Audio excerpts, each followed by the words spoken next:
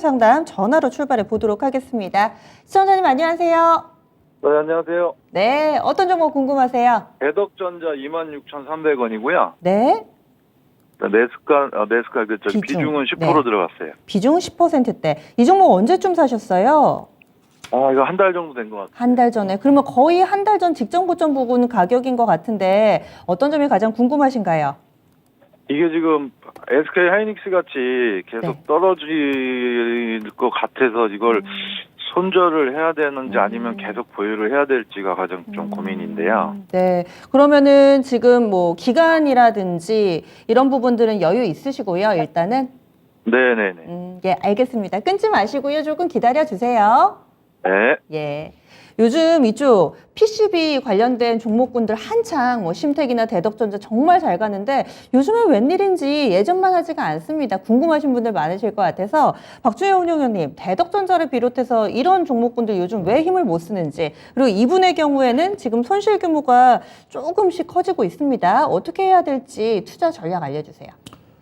네, 뭐 모멘텀이죠. 실적 이제 피크아웃 우려감이고 전반적으로 IT 업황이 안 좋으니까 이것도 함께 좀 영향을 받지 않겠는가, 뭐 그런 쪽이죠. 다른 용어는 없습니다. 대덕전자 같은 경우는 인서 해로기판 회사 쪽이고, 특히 올해 이제 주목을 받았던 것 자체는 비메모리 쪽에 대한 패키지 기판 쪽에 대한 수요가 워낙 좋으면서 가격도 좀 상승을 좀 하면서 올해 뭐 실적으로 따지면 사상 최대 실적이죠. 심텍, 대덕전자, 코리아서킷, 그다음에 해성 DS, 그다음에 이수페타시스를 중심으로 해가지고 그들 관련 회사들이 기판 회사 쪽인데, 대덕전자 같은 경우는 현재 자체가 이제 PC 쪽의 메모리 쪽은 안 좋은 거고요. 대덕전자 같은 게 비메모리 쪽에 대한 패키지 기판 쪽에 대한 매출 비중이 많습니다. 거의 40%가 넘기 때문에 비메모리 쪽은 메모리보다는 상대적으로 괜찮거든요. 그래서 메모리 업황 자체는 SK 하이닉스 같은 경우는 안 좋지만은 전방산업 자체가 워낙 안 좋지만은 대덕전자가 주력을 하고 있는 비메모리 쪽에 대한 패키지 기판 부분 자체는 상당히 괜찮아요. 그래서 현재 실적 전망치로 본다 하더라도 다른 뭐 코리아서킷도 마찬가지, 심텍도 마찬가지고 4분기 실적도 거의 무난하게 나오고요. 그다음에 내년도 실적 전망치도 약간의 IT 업황 자체가 안 좋아진다는 것 때문에 약간 하향 조정을 하고 있지만 올해보다도 실적 전망치는 다 현재까지는 괜찮아요, 전반적으로. 근데 이제 문제는 앞서 얘기했다시피 반도체 메모리 쪽에 SK 하이닉스를 중심으로 한 메모리 업황 자체가 워낙 안 좋거든요. 약간 이제 앞서 이제 SK 하이닉스를 얘기하셨는데, SK 하이닉스 같은 경우는 당장 지금 4분기 때 적자가 꽤 날 거거든요. 1조 원대 적자까지 날 수가 있거든요. 내년도 연간으로 따지면 일부에서 지금 뭐 6조 원대까지 적자가 나올 거란 전망이고, 대체로 평균 컨센이 지금 1조 5천에서 2조 원 정도 적자가 날 거란 전망입니다. 그러면 이와 그 IT 쪽과 같이 맞물려 있는 대덕전자를 중심한 심텍이라든가 코리아서킷이나 관련 종목들 적자 안 하냐 이거죠. 적자 절대 안 납니다. 그러니까 그만큼 안정성이 있어요. 그러니까 SK 하이닉스가 저점을 이탈한다고 그래가지고 대덕전자라든가 코리아서킷이라든가 관련 종목들은 하방은 탄탄합니다. 그래서 저는 그런 얘기를 해요. 삼성전자라든가 SK 하이닉스 하는 것보다는 오히려 대덕전자라든가 SK 코리아서킷이라든가 관련 종목들이 안정성 있는 게 아닌가. 대덕전자 같은 경우는 또 배당을 많이 주거든요. 조금 전에 예사 같이 보니까 최근에 배당 공시를 했어요.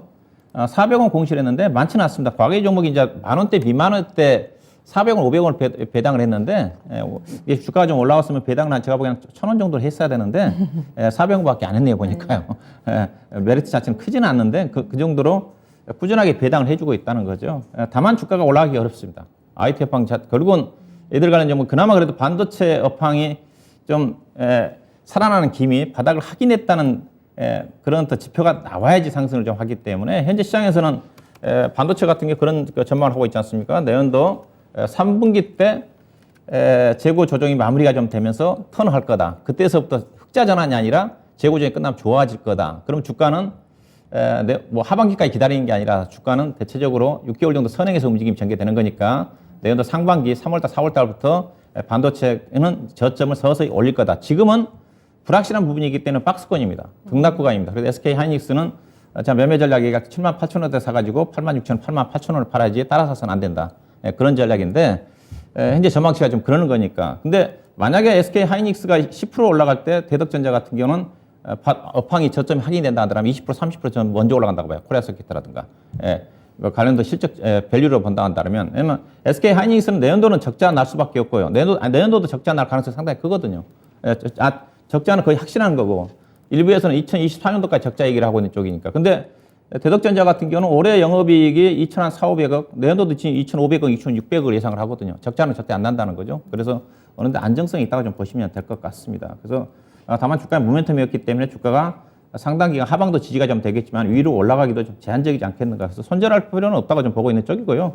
21,000원대 아래로 쉽게 이탈하지는 않을 겁니다. 다만 기술적으로 21,000원과 아무래도 내년도 3월달까지 등락 구간을 좀 매매하셔야 좀 될 거예요. 그래서 21,000원대 정도 현재 가격대 정도 저점을 좀 보시고 비중이 많지 않으니까 만약에 추가적으로 내려온다, 21,000원대까지 내려온다 한다면 10% 정도 추가 매수 하셔야 좀 될 것 같고 21,000원과 24,000원 사이에서 4,500원 정도 사이에서 매매하는 전략이 좀 필요하지 않겠나. 그 다음에 앞서 얘기했다시피 만약에 반도체팡이 내년도 하반기 때 턴한다 그러면 앞서 얘기했다시피 내년도 3월 달부터는 저점을 계속 우상할 수가 있는 거니까 그때는 좀 더 길게 보고 접근하는 전략. 기업 내용으로 봐서는 제가 보기에는 현재 올해 예상 실적의 PR 지금 4배, 5배밖에 안 되는 수준이기 때문에 주가로 봐서는 3만 원 이상 최소한 가야 되는 주식이죠. 다만 지금 모멘텀 자체가 안 좋으니까 현재로 봐서는 21,000원과 내년도 1월 달까지는 24,500원 정도의 등락을 통한 트레이딩 관점에서 접근할 필요가 있지 않겠나 봐야 될 것 같습니다. 네. 시청자님, 지금 당장은 좀 어려운데 시간 투자한다면은 그래도 좀 나아질 만한 종목이다. 이렇게 보시네요. 도움이 좀 되셨어요? 네네네. 네. 추가적인 질문 있으신가요? 그럼 추가 매수도 해도 상관없죠? 좀 저기 뭐 2만 원 부근 정도에서 21,000원 이하에서는 10% 정도 추가 매수 가능하다고 좀 전에 의견을 좀 주셨어요. 네. 이 부분 참고해 보시면 좋을 것 같습니다. 고맙습니다. 알겠습니다. 네, 수고하세요. 예. 이렇게 해서 대덕전자 전화 상담 해봤습니다. 이렇게 또 PCB 관련된 종목 들고 계신 분들 고민 많이 하실 텐데 그래도 내년도 1분기 지나고 나면 좀 나아지지 않을까 이런 시각의 의견 들어봤으니까요. 비슷한 종목 가지고 계신 분들 이 부분 참고해 주시면 좋을 것 같습니다. 지금 유튜브에서는 어떤 이야기 오가고 있는지 그리고 이쪽 게시판으로 올라온 종목도 알아보도록 할게요. 조세현 캐스터 알려주세요. 네, 유튜브를 통해 들어온 종목 진단입니다. 닉네임 장성원님, 종목명 바이오플러스이고요. 매수가는 7,520원에 보유 비중 10% 보유하고 계십니다. 추가 매수 가능한지 상담 부탁드립니다. 라고 남겨주셨는데요. 네, 오늘 이 종목 제약주이죠. 필러 관련 회사로 알려져 있는데요. 먼저 오늘 종가 기준 6,880원으로 마감을 해서요. 약간의 손실을 좀 보고 계신 것 같습니다. 네, 현재 재무 상황을 보면 3분기 기준 전년 동기에 대비해서 매출은 좀 상승 전환된 흐름 보이고 있는데요. 네, 근데 이 종목 같은 경우에는 11월 무상증자 권리락의 기준 가격이 7,270원으로 조정된 바 있습니다. 네, 11월 권리락 이후로 매수하신 게 아닌가 싶은데요. 또 관련 뉴스로는 3일 전에 중국 병원의 필러 공급 계약 소식이 있었고요. 또 이제 중국 리오프닝의 수혜를 볼 거란 이런 장기적인 전망을 내놓고 있습니다. 하지만 차트상으로 봤을 때는 이런 뉴스가 나왔음에도 불구하고 가격 변동이 좀 미미한 상황인데요. 네, 지금이 저점 매수 기회라고 봐야 될지 이렇게 추가 매수로 단가를 낮춰야 될지 고민이 되실 것 같습니다. 네, 박준현 운용령님께 저희 먼저 진단 부탁드리도록 하겠습니다. 네, 운용령님 저희 추가 매수 가능할까요? 일단은 이 종목 앞서 이제 필러 관련 종목이고 상당히 뭐 기술력은 있는 것으로 알고 있어요. 근데 이제 문제는 이 종목이 무상증자 권략돼 가지고 아마 12월 16일 날 보니까 상장일이었네요 보니까. 근데 이 회사가 무상증자를 무려 300%를 했어요.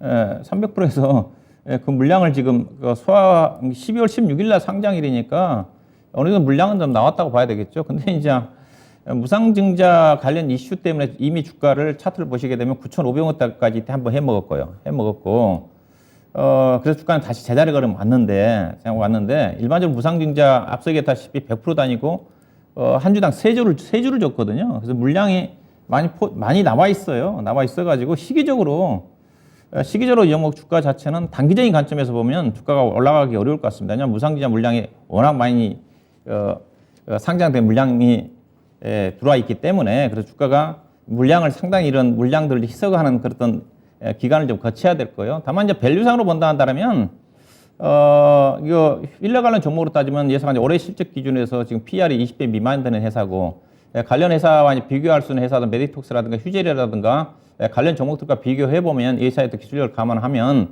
내후년도라든가 가면 실적 성장을 가면 올해 이제 영업이익이 아마 대체적으로 아마 250억 정도 나올 것 같거든요. 70억, 내년도는 350억 정도 예상을 하고 있는 쪽인데 최근에 보니까 1분기라도 2분기, 3분기 실적으로 봐서는 어느 정도 실적 성장은 전개가 좀 될 것 같아요. 그래서 긴 흐름으로 본다면 그 모아가는 관점 괜찮겠지만 단기적으로 주가가 무상증자 물량이 그 나오는 거의 소화가 좀 됐지만 추가적으로 이 물량 자체가 계속 올라가면 압박이 좀 될 수가 있기 때문에 주가는 상승은 제한적이지 않겠는가. 그 점 보셔야 좀 될 것 같습니다. 차트로 봐서는 기업력이라 봐서는 추가 하락은 크지는 않을 것 같은데 우상하기는 어려울 것 같다. 그래서 오늘 주가 흐름을 본다면 일단 6,500원과 뭐 당장 아마 내년도 1월 달까지는 8,000원 이상 돌파하기는 어려울 겁니다. 무상증자와 관련된 기대감 자체가 300%면서 주가 이미 9,500원대까지 급등한 전례가 있기 때문에 이 물량이 상당히 거래가 좀 많이 됐거든요.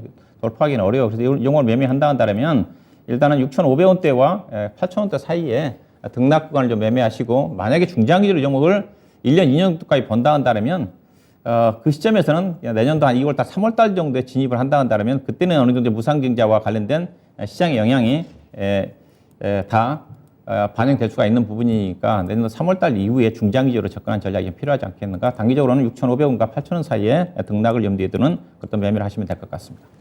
네. 이렇게 해서 바이오 플러스 게시판 종목 봐드렸습니다. 무상증자는 양날의 검인 것 같아요. 들고 계신 분들이 또 무증 발표가 되면 환호하기도 하지만은 이후에 그 물량이 상장될 때는 또 부담이 있으니까요. 이런 부분 감안해서 투자 전략 나왔습니다. 다음으로는 또 종목 상담 전화로 이어가 보도록 하겠습니다. 안녕하세요. 네, 안녕하세요. 네, 어떤 종목 봐드릴까요? 제가 파미셀 오랫동안 갖고 있어요. 얼마에 사셨는데요? 그걸 2만 원에 좀 비중 많이 샀다가, 네. 그때 뚝 떨어졌다가 13,000원, 14,000원 그때 손절을 했어요. 네네. 그리고 지금 20%를 갖고 있어요. 그러면은 일부는 좀 손절을 하시고 네, 나머지를 네네네네. 들고 계신 거군요. 네네네. 아유, 파미셀 들고 계시는 동안에 마음고생 많으셨겠어요. 네, 그냥 네. 놔뒀어요, 그냥. 그때 왜 사셨던 건지 기억하세요? 그때 당시에는 네. 파미셀이 되게 바이오주랑 같이 해서 잘 갔어요. 그때 2만 4,000원 그렇게도 가고 그랬어요. 그때 코로나 때 뉴클레오시드 이 얘기 나올 때 사셨어요? 아마 그 전에 산 것 같아요. 더 오래되셨군요. 예, 근데 네. 아무튼 이렇게 또 운대가 안 맞는 종목이 있기도 10,000원 합니다. 이하로 떨어졌었잖아요. 예, 그렇네요. 8,570원까지 갔다가 네. 그래도 지금 약간은 회복이 돼가지고 예, 이제는 그래서 지금 이제 어떻게 해야 되나? 네, 그러실 것 같아요. 이제 네. 조금씩 용기를 내서 지금이라도 작별을 해야 될까? 네네네. 알겠습니다. 전화 끊지 마시고요. 잠시만요. 네. 네, 파미셀입니다. 이렇게 또 속을 썩이는 종목이 있습니다. 파미셀 2만 원 부근에 사셔서 일정 부분은 손절을 했는데 남은 물량을 어떻게 해야 될까 이런 고민이세요. 어떻게 할까요, 운영님?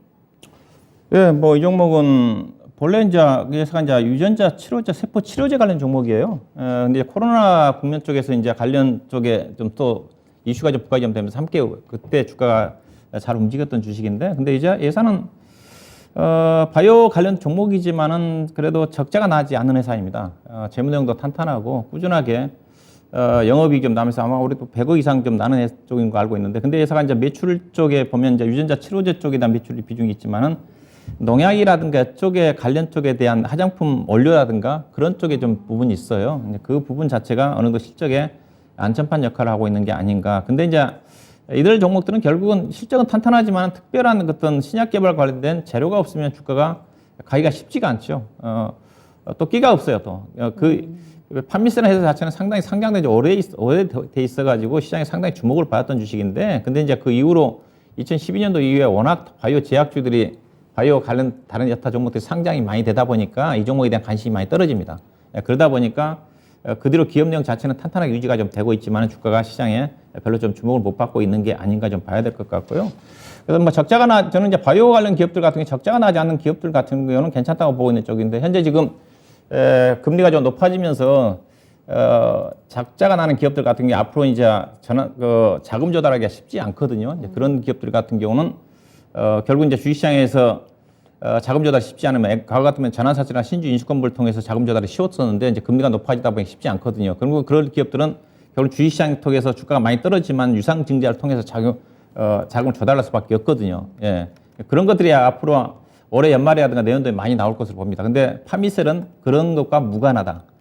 일단은 자체적으로 적자가 나지 않는 회사, 꾸준하게 이익을 나는 회사니까. 그래서 문제는 없어 보이는데 전반적으로 이제 바이오 관련 종목들이 그런 어떤 이슈가 부각되기 때문에 주가가 의미 있게 주가가 올라가기 어려울 거고요. 당장 이제 바이오 관련 종목들은 내년도에 JP모건 헬스케어 컴포넌트와 관련된 재료가 있는 종목들은 단기간에 약간 모멘텀이 부각될 수가 있겠지만은 의미 있게 반등하기는 좀 쉽지는 좀 않다고 좀 봐요. 아마 최근에 주가가 좀 올라왔어요.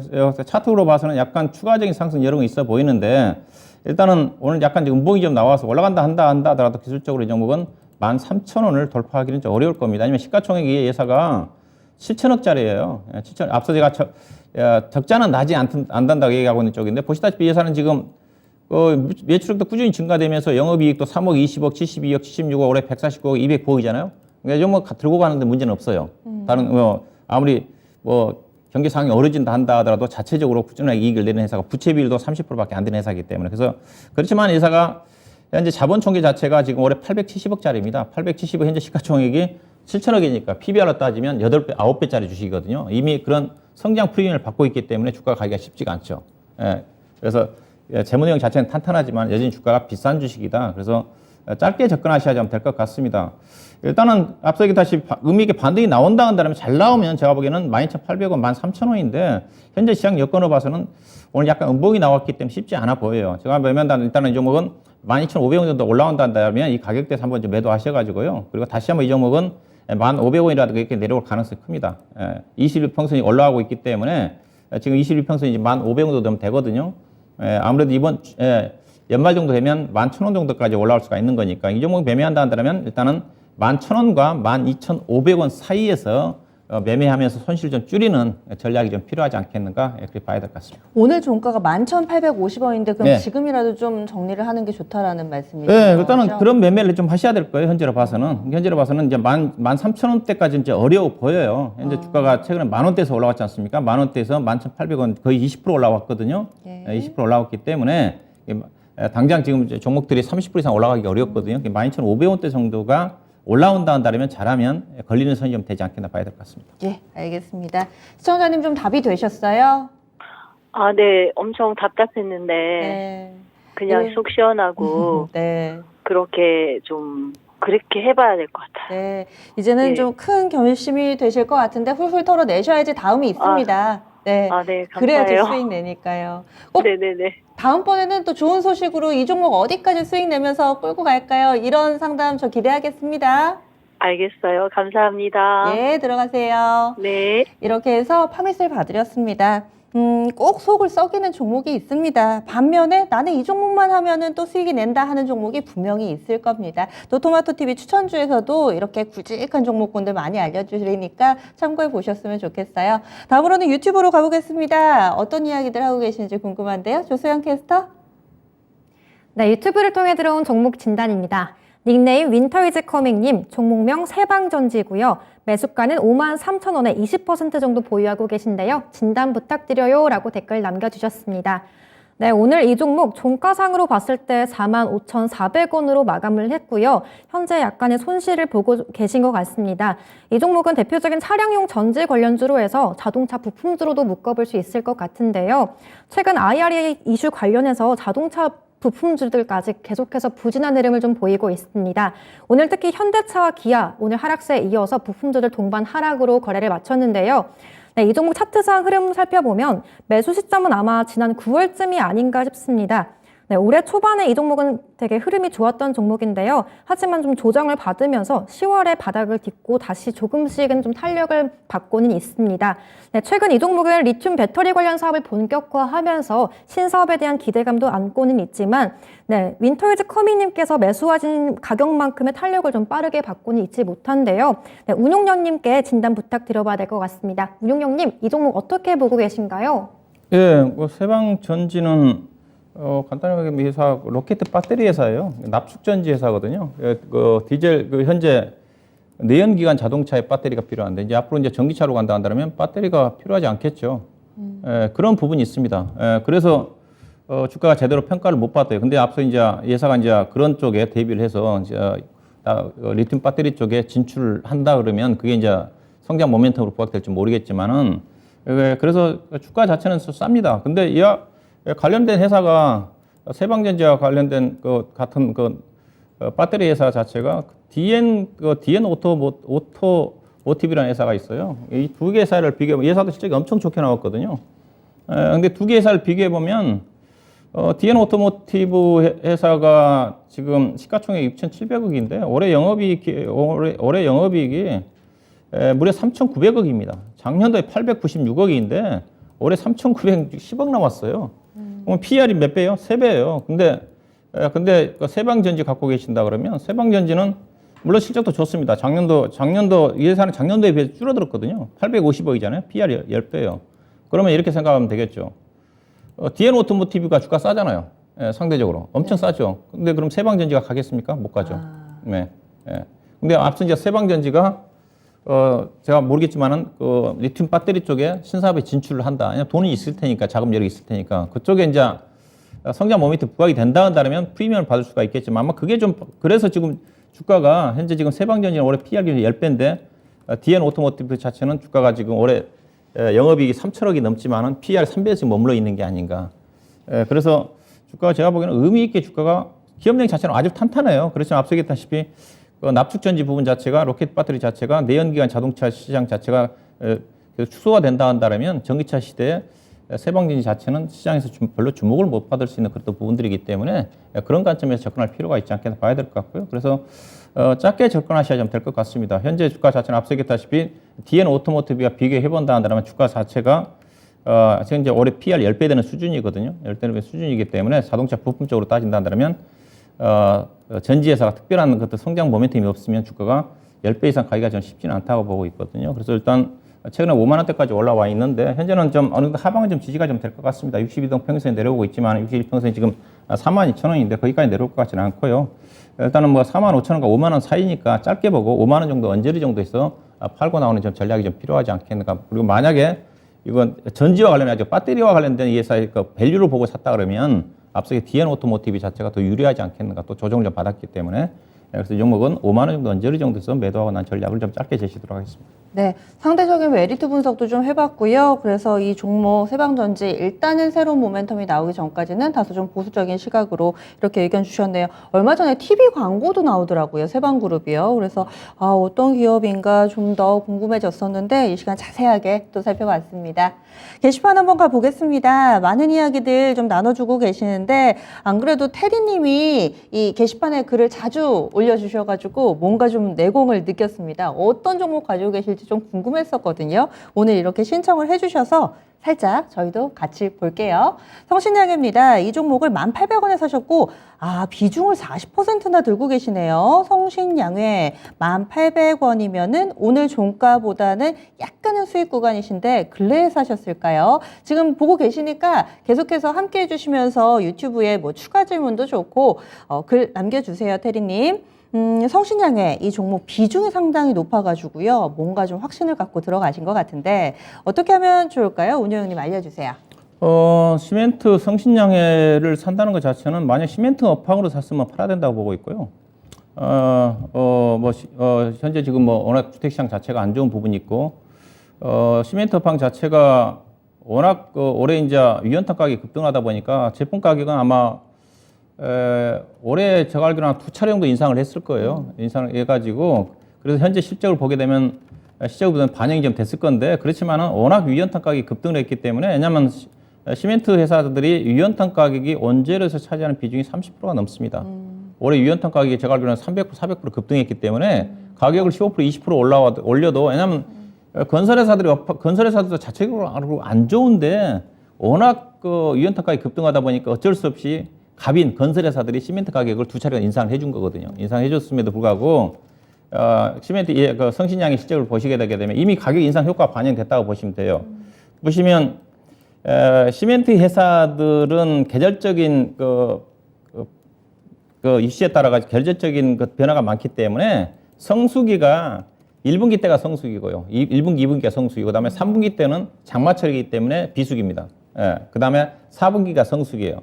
보시게 돼 그러면 예사가 1분기 때 27억 영업이익고 일단 안 좋았으니까 유연탄 가격. 그다음에 2분기 때 139억이 났는데 대표적으로 성신양회를 볼 게 아니라 쌍용 CNE를 보면 알 수가 있거든요. 쌍용 CNE가 업종 1위 기업이기 때문에 그 시멘트 가격 인상에 따라 가지고 쌍용 CN이 실적이 어떻게 됐는지를 보시게 되게 되면 비교를 해봐야 되겠죠. 예, 근데 3분기 쌍용 CNA와 작년도 3분기 비교해 보면 작년도에 가격 인상 전에 영업이익 686억이었습니다. 근데 이번 3분기 때 가격 인상이 반영된 3분기 영업이익은 361억이 반토막이거든요. 그러니까 가격을 인상을 해줘도 실적에 전혀 도움이 안 된다고 보시면 좀 돼요. 그래서 쌍용 CNE도 주가가 어렵고요. 주가하기 힘들고 가격 인상을 했지만 작년도에 영업이익이 2020년도 쌍용 CNE 같은 2,500억, 작년도 2,500억, 올해는 1,635억으로 줄어들잖아요. 내년도에 가격 인상이 온전히 반영이 된다 하더라도 2,600억대입니다. 그래서 시멘트 업황 자체는 안 좋아요. 특히 건설 업황 자체가 안 좋기 때문에.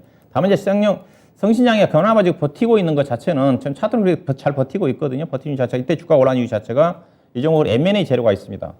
유진 기업이 쌍용 양해를 인수를 하려고 계속 지분 매입을 했거든요. 그러다 보니까 이제 성신양해 쪽에서 M&A를 방어를 하기 위해서 약간의 그 선수를 쳐놓은 게 있어요. 그래서 지금 쉽지는 않은 쪽인데 그렇지만 약간 재료가 살아 있어요. 유진 기업이 좀 사다가 좀 말았거든요. 그 재료가 좀 살아 있습니다. 그 영향 때문에 그나마 주가가 좀 유지가 좀 되고 있는가 하는가. 그래서 앞서 얘기했다시피 이 종목을 M&A와 관련된 쪽을 샀으면 혹시나 제가 모르겠어요. 주가가 좀 된다. 근데 지금 경기 상황이 안 좋은 상태에서 지금 자금 조달하기 유진 기업 자체가 쉽지 않은 국면이기 때문에 돈을 투입을 해가지고 지금 당장 또 지분을 매입해가지고 M&A 이슈 자체를 부각시키는 쉽지는 않다고 봐요. 그래서 주가는 업황으로 보셨으면 파시고 만약에 M&A와 관련된 쪽으로 본다 한다면 약간의 어떤 재료가 또 노출될 가능성이 있지만 당장은 현실화되기는 어렵지 않겠는가. 그래서 이 종목은 매도하셔야 될 겁니다. 시멘트뿐만이 아니라 건설과 관련된 쪽에 근데 그 철근 회사 같은 경우도 대한제강이라든가 한국철강이나 종목들 안 좋거든요. 그래서 시멘트 회사 자체는 더구나 더 안 좋다. 그래서 이 종목은 최근에 차트 그림 자체는 나쁘지가 않은데 일단 등락 구간이에요. 주가가 반등 나오면 매도하셔가지고 비중이 40% 일단 뭐 잘 버티고 있는 쪽인데 오늘 21% 살짝 이탈을 했거든요. 근데 이 종목 주가가 12,000 이상 올라가기 힘들어요. 현재 예사에 대한 본질적 가치로 따지면 주가가 과거로도 현재 시장 여건을 감안하면 과거 7, 8천 정도까지 내려올 수 있는 주식인데 아무래도 제가 보기에는 M&A와 관련된 부분 자체가 약간 그래도 긍정적 현재 시장에 반영되고 있는 게 아닌가 봐야 될 것 같고요. 그래서 주가가 의미 있게 반등 나오기는 어려울 것 같습니다. 12,000원 넘기 어렵기 때문에 일단은 비중도 좀 많으신 것 같고 약간 오늘 빠져가서 손실 구간인데 11,400원 이상에서는 비중 좀 축소하셔가지고 미련이 있으시면 20% 정도만 가져가는 전략이 좀 필요하지 않겠나 봐야 될 것 같습니다. 쌍용양이 하면은 하나 더 최근 들어서 좀 이슈가 되고 생각이 나는 게 그때 네옴시티 관련해서 10월 말에 뭐 국내 시멘트 기업 가운데 최초로 네옴시티 관련된 뭐 사업을 수주한다 뭐 이런 내용이 있었잖아요. 이 부분이 다시 부각되거나 뭐 네옴시티 관련해서 모멘텀을 받을 수는 없을까요? 힘듭니다. 어려워요? 건설회사들도 제가 네옴시티 관련해 현대건설에 관련된 정보 특히나 그 시멘트 회사들이 상당히 부피가 있기 때문에 해외 쪽으로 가지고 가서 예컨대 중동 쪽까지 날라가지고 그쵸. 시멘트를 하기가 쉽지가 않아요, 거의요. 그래서 관련 수혜가 거의 받기 쉽지 않은 쪽이고 왜냐하면 쌍용 CNE 같은 경우도 지금 올해 PER이 34배입니다. 내년도도 17배 되는 수준이에요. 그래서 쌍용 ENE도 주목하고 계시는데 주가 자체가 올라가기 좀 쉽지는 않다고 좀 보셔야 될 것 같아요. 예, 알겠습니다. 그래서 테리님의 마음속에 답이 있을 것 같아요. 이 종목을 왜 샀나? 업황 때문에 샀으면 파셔야 되고 이 M&A 관련된 부분들을 알고 계셨다라면은 한 차례 더 부각될 수 있는 가능성이 있다. 이렇게 여러 가지 선택지 제시가 됐습니다. 참고해서 꼭 수익 내고 나오시기 바라겠습니다. 다음 전화 상담 받아보겠습니다. 좀 기다리신 것 같은데요. 여보세요? 여보세요? 네, 연결되셨고요. 어떤 네. 종목 궁금하세요? 부곡철강이요. 부곡철강이요. 철강주 네. 부곡철강 얼마에 사셨어요? 4,800원이요. 4,800원. 비중은요? 네. 30%요. 30% 정도. 이 종목 사신 지 한 6개월 넘게 되신 네. 건가요? 네, 맞아요. 어떤 점이 가장 궁금하세요? 이거를 가지고 있어야 되는 건지 아니면 네. 더 타서 이렇게 해야 되는 건지 궁금해요. 홀딩 혹은 추가 매수하시는 거. 지금 네네, 당장 뭐 네네. 손절이나 이런 부분을 고려하고 계시진 않으신가 봐요. 네네. 손절은 싫으시고 그리고 뭐 기간이라든지 이런 건 여유 있으세요? 네네. 알겠습니다. 저희 감안해서 상담해 드릴 테니까 전화 끊지 마시고 잘 듣고 네네. 계셨다가 추가 질문해 주셔도 돼요. 네. 예, 부국철강입니다. 미련이 좀 남으시나 봐요. 지금 6개월 넘게 일단은 지금은 좀 손실 구간에 놓여 계신 분인데 그대로 갖고 갈지 추가 매수할지 이렇게 두 가지 고민에 놓여 있습니다. 운영님이 답을 좀 내려주시죠. 예, 일단은 이거 철강 회사들 부국철강, 문배철강, 삼연철강, 동양ST 관련된 종목들이 어떤 회사냐면요. 포스코의 각 지역별로 여러 제품 대리점 회사들입니다. 예, 대리점 회사들인데 이들 회사들이 어느 시점에서 실적이 좋아지냐면요. 철강 업황이 안 좋은 상태에서 이게 철강이 업황이 좋아지면서 재고 마진에 따른 실적이 좋아지는 경우, 재고 마진이 좋아지는 경우. 그러니까 언제 시점이 좋아지느냐? 철강 업황이 안 좋아지는 시점에서 재고를 많이 갖고 있으면 철강이 계속 올라가지 않습니까? 그러면 이제 팔 때 그때 좋아져요. 그러니까 이 종목이 좋아지는 때 언제냐? 올해 작년도부터 철강 회사들이 좋았지 않습니까? 작년도. 그래서 작년도에 이제 낮은 상태에서 재고를 갖고 있는 상태에서 포스코가 거의 10조 원 정도 이익이 났으니까 그러면서 제품 가격이 상승을 하면서 그때 실적이 좋아져요. 그럼 지금 어떠냐? 지금은 반대로 실적이 안 좋아져요. 그래서 관련 종목들 지역별로 대리점 회사들이 있거든요. 부국철강 제가 알기로는 전라도 쪽인가요? 그다음에 뭐 동양ST 같은 경우는 충남 지역, 그다음 문배철강 같은 경우는 서울 경기라든가 지역별로 대리점 회사들이 있습니다. 예, 광주 맞네요. 네, 맞죠. 그래서 지역별로 포스코가 여러 제품 대리점 회사를 나눠줘요. 그들 회사들이 포스코에 여러 제품을 띄어다가 지역별로 이제 철강 회사들한테 납품을 하는 쪽이거든요. 이게 유통회사예요. 유통회사의 마진 자체는 특별한 게 없어요. 앞서 얘기했다시피 재고를 많이 갖고 있다가 제품이 올라가기도 높게 팔면 그게 이익이에요. 반대로 또 재고를 많이 갖고 있는 상태에서 제품가격이 떨어지면 실적이 안 좋아져요. 근데 크게 철강 같은 경우는 재고가 이렇게 썩는 건 아니기 때문에 그렇게 뭐 실적이 급격히 재고를 많이 갖고 있다가 떨어지진 않아요. 그래서 지금은 안 좋아져요. 예, 그다음에 이제 부국철강은 아마 제가 알기로는 그 정치인 테마로 엮여서 아마 주가가 올라간 걸 알고 있어요. 5,000원대 가까이. 아마 제가 됐을 겁니다. 예, 그래서 지금은 이제 그렇게 본다 한다 그랬더니 이들 회사들이 주가가 지금 실적이 좀 나빠질 거고 지금 포스코를 중심으로 해서 동국제라든가 종목들이 사상 최저 실적에도 불구하고 지금 업황이 안 좋아지니까 주가 못 가고 있잖아요. 이 회사도 지금 이제 보시다시피 이제 3분기 때 이제 영업이 9억으로 뚝 떨어졌잖아요. 뚝 떨어졌고 45억, 18억 뚝 떨어지고 어떻게 보면 이제 4분기 정도는 적자가 나올 수가 있어요. 근데 이 종목은 적자가 한다 하더라도 자본 총기가 1,250억짜리고 현재 시가총액이 690억이기 때문에 자산주기 때문에 주가가 떨어지진 않아요. 자산 가치가 뛰어나기 때문에. 그렇지만 주가가 못 올라갑니다. 그래서 물타기는 하지 마세요. 물타기는 하지 마시고 저는 이건 팔아야 된다고 봐요. 다른 거 올라갈 때 주가 못 갈 겁니다. 그렇지 않고 길게 또 업황이 시그널이 돌아설 때 경기가 좋아지면서 결국 뭐 경기가 회복이 좀 되면 철강 경기도 좋아질 거니까 그렇다면 현재 시장에서는 지금 전망치 자체가 내년도 하반기도 경기가 좋아질 거란 전망이 있지 않습니까? 특히 이제 철강업종 같은 경우는 중국 경기에 민감하니까 중국이 이제 경기 부양책을 좀 사용을 하고 그러면 소재 산업들, 철강이라든가 화학업종 중심으로 해서 이제 반등이 하게 되게 되면 다시 이제 사이클이 올 수가 있죠. 그러면 이 종목 좋아지는 시점 자체는 내년도 하반기예요. 관련된 종목들, 삼연철강, 문배철강, 동양ST 이런 부국철강이나 관련 종목들은 그래서 시장에서 별로 주목을 못 받을 거예요. 다만 주가는 떨어지지 않는다. 당장 짧은 등락입니다. 그래서 우리 청년 4,890원에 사셨는데 이때 사신 것 같죠? 네. 이때는 제가 알기로는 그런 어떤 정치인 테마스 종목적으로 움직였을 때 매매하신 것 같아요. 이때 이 근처에 사신 것 같은데, 근데 현재로 봐서는 제가 보기에는 4,000원 이상 올라가기 어려워 보입니다. 실적 자체가 지금 하향 곡선을 그리고 있는 쪽이고 앞서 얘기했다시피 내년도 아마 1분기 때까지 실적이 거의 이익이 안 날 것 같거든요. 현재 철강 가격으로 따지면. 그래서 종목은 긴 흐름을 접근하시든지 그렇지 않으면 4,000원 언저리 올라온 시점에서 매도하셔가지고 다른 종목 쪽으로 교체하는 게 좀 빠르지 않겠는가. 물타기 넣지 마시고 오히려 현금 가지고 있으면 다른 쪽으로 포트폴리오를 구성해서 대응한 전략이 필요하지 않겠다 봐야 될 것 같습니다. 시청자님 더 궁금하신 사항 있으세요? 아닙니다. 감사합니다. 예. 고맙습니다. 잘 고민 좀 해보시고요. 대응 네네. 전략 세워보시면 될 것 같습니다. 네, 고맙습니다. 네. 아마도 시청자분들이 이럴 경우에는 1년이고 2년이고 계속 가져가면은 그래도 수익 내고 나올 수 있지 않을까요? 이런 고민들을 또 많이 하시는데 이 교체 매매, 시간 투자도 그것도 역시도 돈이기 때문에 이렇게 또 손절 타이밍을 잡는 것도 또 하나의 기술이 되지 않을까 이런 취지에서 이야기를 또 해주시네요. 그리고 다음으로 저희 전화 상담을 좀 해봤습니다. 그 사이에 게시판에서 많은 이야기들 좀 나누고 계신데 제가 와서 좀 생소하신 분들도 있으실 거예요. 유창호 앵커를 분들 기다리고 또 이 인형 앵커를 기다리셨는데 저와 조세현 캐스터가 새롭게 또 진짜 쉬운 진단 여러분들 이 이야기 들어보러 이렇게 좀 찾아왔습니다. 그래서 이런 분위기 또 따뜻하게 맞아주시면은 저희 더욱더 힘내서 여러분들의 고민들 좀 더 살펴볼 수 있을 거예요. 그래서 이런 부분까지도 좀 정리해 보도록 하겠습니다. 오늘 마지막 종목은 이렇게 부국철강 전화 상담을 해보도록 하고요.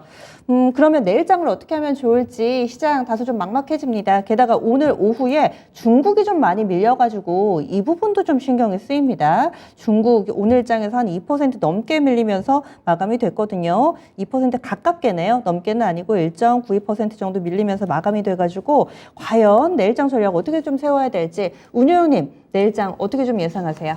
예, 일단은 연말 랠리를 기대했던 것 자체는 연준의 통화정책 속도 조절에 대한 기대감이 있지 않습니까? 근데 통화정책 12월 FOMC 이후에 그런 어떤 기대감은 무너지고 일단은 경기 침체에 대한 우려감이 좀 부각되고 있는 그런 부분들이기 때문에 경기 부분 자체는 당장의 어떤 이슈가 특별하게 지금 나와가지고 모멘텀으로 상승으로 작용하기 쉽지 않은 부분이거든요. 그래서 연말 시장에 대한 기대치를 좀 낮춰야 되지 않겠는가. 연말 산타랠리 기대 자체는 물 건너갔다. 좀 봐야 될 것 같고요. 이 시장의 관심은 결국 이제 내년도 시장으로 넘어갈 것 같은데, 일단은 내년도에 대한 기대치 자체도 그렇게 높은 건 아니지만 그대로 1월달 시장 자체는 올해 시장이 워낙 안 좋았기 때문에 1월 효과에 대한 기대 부분 자체는 충분히 좀 있지 않겠는가 좀 봐야 될 것 같고요. 그래서 시장은 그렇게 타고 해서 빠질 것 같지는 않습니다. 현재 시장 자체가 지금 역실적 장세 구간이라고 얘기를 하고 있는 쪽인데 역실적 장세 구간은 주가가 그렇게 많이 떨어지지 않거든요. 이미 실적들이 반영이 좀 됐기 때문에 다만 실적들이 지금 계속 하향 조정이 좀 되고 있는 쪽이거든요. 반도체를 좀 중심으로 해서 그래서 그런 또 조정 부분이 어느 정도 좀 마무리되어야 되는 시점에서 시장이 이제 상승 반전할 수 있는 그런 부분들이기 때문에 시간이 좀 필요하지 않겠는가. 대신 계속적으로 지금 외국인 선물에 따른 등락입니다. 오늘도 그렇고 지난주 목요일 금요일도 그렇고 외국인 선물 매매에 따라 가지고 장중 등락인데 결국은 빠졌다가 다시 올라오거든요. 여기 선물 매매를 통해서 그런 부분들이기 때문에 매매하기 좀 쉽지가 않습니다. 특히 그 수급 자체가 지금 연말로 갈수록 지금 수급이 이제 꼬여 있는 상태거든요. 지금 고객예탁금도 45조 원 정도까지 좀 줄어든 상태고 외국인 투자가들이 그나마 기다릴 수 있는 것 자체는 배당을 겨냥해가지고 배당락까지 다음 주 배당락까지 프로그램 매수 차익 거래가 시장을 기대할 수 있는 부분인데 외국인 투자가들이 그것도 지금 안 들어오고 있는 쪽이거든요. 그다가 개인 투자가들도 지금 큰 손들이 금융투자 소득세 부분 자체가 아직 지금 가닥이 안 잡히고 있잖아요. 예. 그런 또 불안한 부분도 있기 때문에 그런 거 좀 빨리 해줬으면 좋겠어요. 그렇죠. 그거라도 좀 빨리 네. 예산안과 함께 좀 통과가 된다 한다면 만약에 이게 안 된다 한다면 배당락 전에 주주모금도 등재를 꺼리는 일부 큰 손들이 매도 물량이 좀 나올 수 있다는 그런 불안감도 있거든요. 이런 것들이 좀 해결되지 않는 상태이기 때문에 올해 시장 자체는 상당히 좀 어려운 장이 좀 진행되지 않겠는가. 다만 주가 자체는 하방은 좀 충분히 좀 지지가 될 수 있는 부분들이기 때문에 내동매매할 필요는 없다고 좀 봐야 될 것 같고요. 결국은 그나마 기대할 수 있는 것 자체는 요즘 시장 자체가 경기에 대한 불확실성 때문에 경기 관련 종목들도 좀 안 되는 거고 그러다 보니까 이슈 중심의 종목 장르이거든요. 이슈 중심의. 그래서 내년도 1월 지금부터는 이제 보면 12월 20일 이후부터는 내년도 1월달 시장으로 넘어가니까 내년도 1월달 시장에 1월 효과에 기댈 수 있는 그런 쪽에 좀 집중할 필요가 있지 않겠다. 오늘 그런 것들이 좀 보여줬어요. 일부 움직인 것들이 밀려졌지만 그 대표적인 종목들이 기계 쪽에 앞서 농기계를 중심으로 해가지고 건설기계도 여전히 괜찮거든요. 건설기계 쪽. 그 다음에 2차 전지는 좀 많이 떨어졌지만은 서서히 좀 매매를 할 필요가 있지 않겠는가 내에서. 그 다음에 메타버스라든가 오늘 로봇 관련 종목들도 괜찮았거든요. 그 다음에 엔터 관련 종목들이 이들 관련 특히 메타버스나 로봇이나 엔터 관련 종목들이 그나마 1월달 시장에서 1월 효과에 주목을 해볼 만한 그런 섹터가 좀 되지 않겠나 봐야 될 것 같습니다. 예, 알겠습니다. 이런 종목군들 중심으로 대응 전략 세워보면 좋겠네요. 1월 효과, 산타랠리는 물론 실종이 됐지만은 1월 효과에 대한 기대감은 좀 있으니까 여기에 착안해서 전략 세워주셨는데 오늘 박준영 운영님과 여기서 인사 나누겠습니다. 오늘 고맙습니다. 네, 고맙습니다. 네, 진짜 쉬운 진단 여러분들의 고민 좀 해결해 봤습니다. 역시나 시장에 부는 찬바람만큼이나 여러분들도 마음고생 많이 하고 계시는 모양인데요. 이런 부분들 망설이지 마시고 늘 오후 4시 진짜 쉬운 진단에서 여러분들을 기다리고 있겠습니다. 편안하게 신청해 주시면은요, 저희가 꼼꼼하게 봐드릴 테니까 너무 좀 걱정하지 마시기 바라겠습니다. 날씨가 찹니다. 건강관리 유의하시고요. 주 중반까지만 잘 버티면은 이후에는 조금은 풀릴 거라고 합니다. 시장도 좀 날씨 따라가줬으면 좋겠습니다. 내일은 좀 더 나은 장을 기대하면서 여기서 인사드릴게요. 지금까지 다양한 투자 판단에 대한 도움 말씀드렸습니다. 종목의 상승 하락을 보장하지는 않습니다. 함께해 주신 여러분 고맙습니다.